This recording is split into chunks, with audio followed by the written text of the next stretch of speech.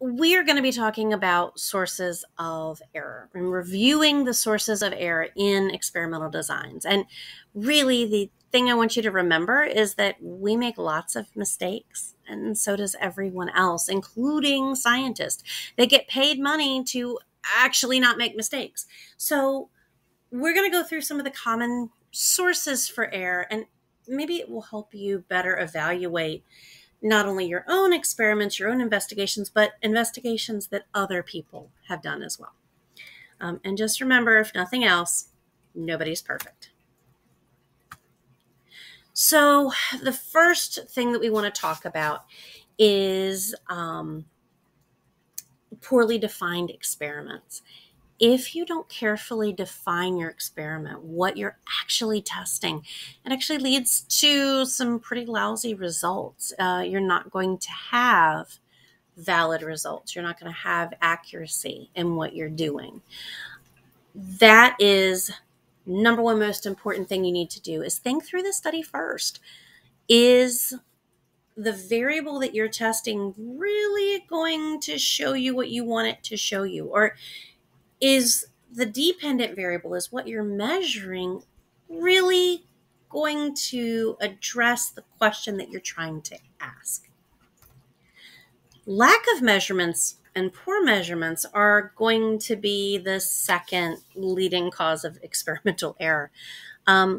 Truthfully, guesstimating your measurements or just not measuring carefully can lead to inaccurate or completely invalid results. Imagine that you're going to measure some plants for growth rate, but you're not using standard measurements, right? So saying a plant is about this tall doesn't do a whole lot of good to somebody who's reading your results. Or saying that one plant grew by this many inches and the other plant grew by this many centimeters really doesn't allow individuals to compare. And so you don't want to do that in any type of experiment, okay? Next is lack of controlled variables. Not controlling your variables can lead to too many variables being tested. So you hypothesize, for instance, that students perform better on tests if they eat chocolate. But then the students that you use in the chocolate group are ones that have reviewed the material, while the students that you use in the non-chocolate group have never seen the material before in their life. That's not a fair study. And I always think of lack of controlled variables as not being fair. Not all things are equal. You don't have the right constants, or you don't have everything constant with the exception of your independent and dependent variable.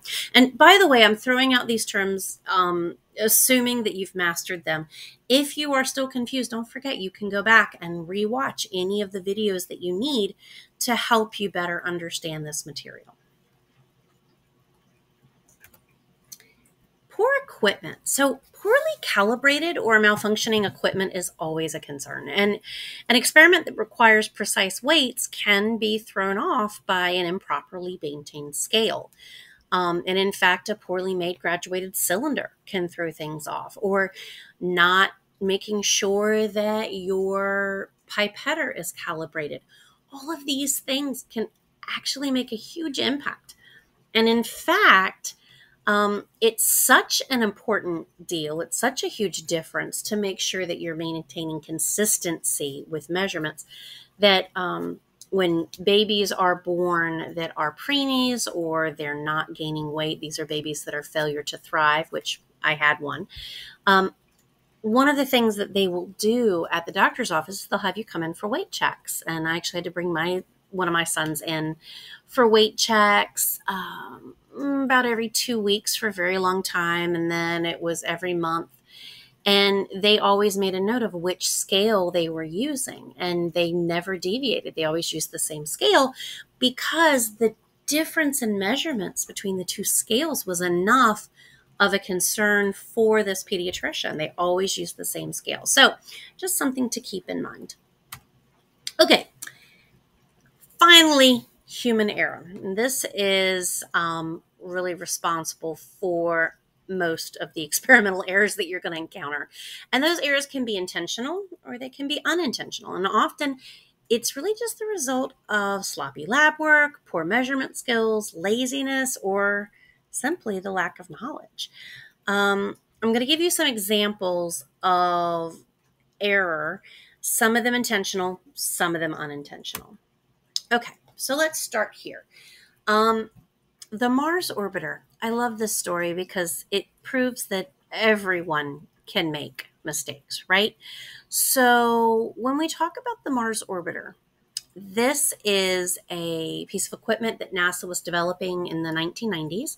And during the 1990s, one of the things that sort of came down from government was that some of these organizations needed to spend less. They needed to cut their spending. And so NASA realized that they could outsource some of the calculations that they had to do to others groups. So they actually went to Lockheed Martin and they asked them to do some of the work that needed to be done. And Lockheed Martin agreed. They're an aeronautical organization based here, and so they did a lot of the calculations. The problem was NASA was using metric and Lockheed Martin was using standard. So one was calculating based on meters and the other was calculating based on feet. And it's a small difference until you travel all the way to Mars. And the end result was the Mars orbiter did not arrive in a nice gentle orbit around Mars where it would float in space around the red planet. Instead, it actually went right into the atmosphere and ultimately crashed. This was a $125 million mistake for NASA. They literally didn't check their math, and that was the problem. So the Mars orbiter is one of those things that I always love to point out. Always include your units, y'all. Like, legitimately include your units. Polywater. So most of you guys probably never heard of this. This was in the 1960s. A Russian scientist, again, made an unintentional mistake, but it led to several decades of scientific confusion. So the idea is that you sometimes will have molecules that can reorganize themselves. And when they do, they can end up with different properties. This is not unusual in chemistry. And so this Russian chemist believed that if you put water through a small tube, like a capillary tube, that it would rearrange the properties of water and actually give you a different type of water. And he found that it did. He actually ran it through something called a spectrometer, and it indicated it was not the same as water. It had a different signature, and it had different properties. It boiled at a different rate, and it froze at a different temperature, and everything was different. And this sort of started a decades-long series of scientists attempting to recreate his experiment and attempting to identify how polywater had been created. Finally, after many years of frustration, one of the researchers tested his own perspiration, his sweat, and he discovered that it matched this spectrograph that had been created years ago by this Russian scientist.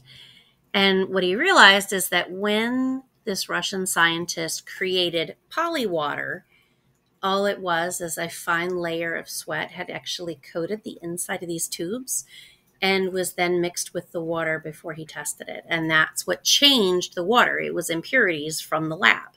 So these are both examples of truthfully unintentional mistakes, unintentional errors. It doesn't mean they're without consequences, but they are unintentional.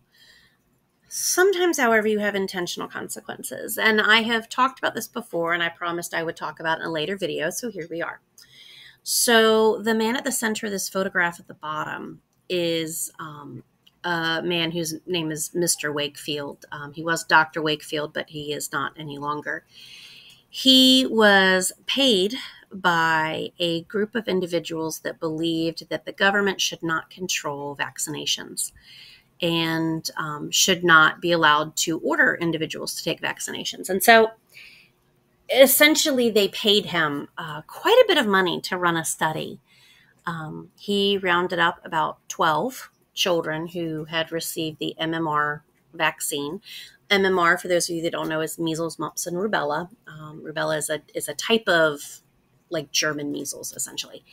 And these 12 individuals also happened to be diagnosed with autism. And so he took this little group, this little 12-person group, and did a study, supposedly, on the effects of the MMR vaccine and children developing autism.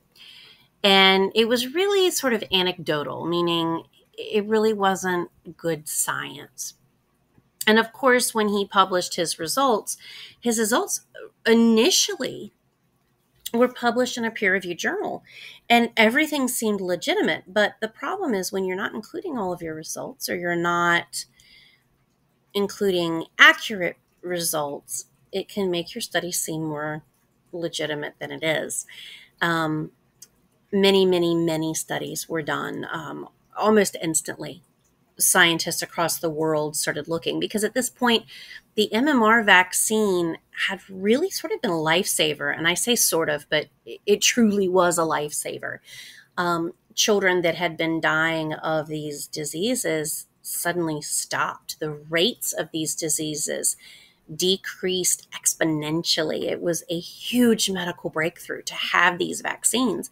And for him to come out and say that they were causing autism, and you have to understand that at the time, autism was considered something really horrific. And I will tell you now that I do have children with autism, and it's really not, it's not what it's made out to be all the time. It's a whole spectrum. That's why it's actually autism spectrum disorder.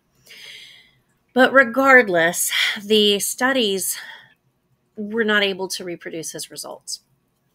Eventually, it comes out that his data has been falsified. Not only did he ignore results that didn't fit with what he was trying to say, he had been paid to conduct a study that got certain results, the results that this group had wanted.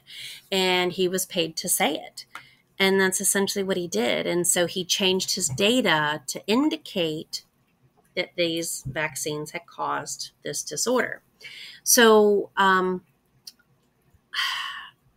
essentially what you need to remember is that, first of all, autism is a genetic disorder, definitely not caused by vaccinations. But this man, ultimately, he loses his medical license. He's no longer allowed to practice medicine anywhere. But the harm that he did by coming out and saying this, by taking money to say this, has really led to a huge increase in some of these childhood diseases coming back, and children are dying from them. And so this is one of those cases where it's more than just an error. This is not just sloppy work. This is intentional sabotage. And so kind of keep that in mind, that sometimes these errors are not unintentional, and sometimes they can be dangerous. So ultimately, at the end of all of this, I want you to be aware that mistakes do happen. And you should always question studies that don't seem to have followed the scientific method. Question sample size. Ask who is paying for the study. Look at the scientist's methodology and make sure that their study is really designed to test what they say they're testing. After all, like I've said before, you're all natural-born scientists. Thanks for watching, and I'll see you next time on The Sound of Science.